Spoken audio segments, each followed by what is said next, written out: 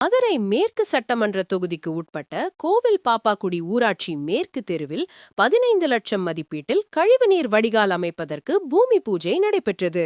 இந்த நிகழ்வில் முன்னாள் அமைச்சர் செல்லூர் ராஜு கலந்து கொண்ட பின்னர் செய்தியாளர்கள் சந்திப்பில் முதலமைச்சர் மு.க.ஸ்டாலின் பலம் பொருந்திய கூட்டணி என்று பேசுகிறார்.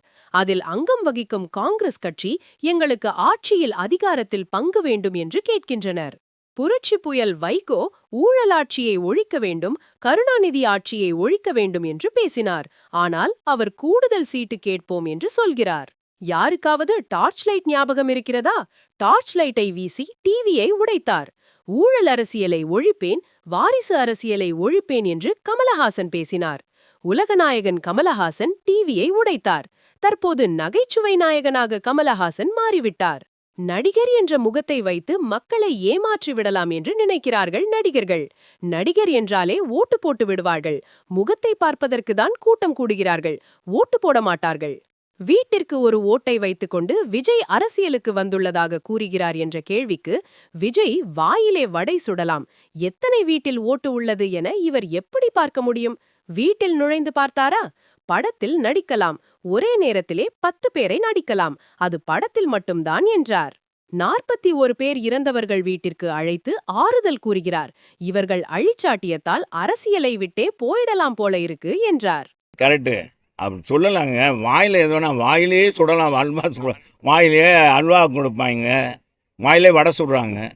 விஜய் என்ன சுடுறாருன்னு நினைக்கிறாங்க. ஏங்க ஒவ்வொரு வீட்டில் இருக்குங்கண்ணா, எந்த வீட்டில் இருக்குது? எத்தனை வீட்டில் ஒரு போய் நுழைஞ்சு பார்த்தாரு? எப்படி கணக்கு எடுத்தார்? சென்சஸ் எப்படி எடுத்தார்? சும்மா சொல்கிறது அந்த பில்டப்பு தான். இப்போ கதாநாயகனாக இருந்தவருக்கு பில்டப் தானே கொடுப்பாங்க. ஒரே நேரத்தில் 100 பேர் அடிக்கிறாரோ அப்பா. எப்பா யாராச்சும் அடிக்க முடியுமா?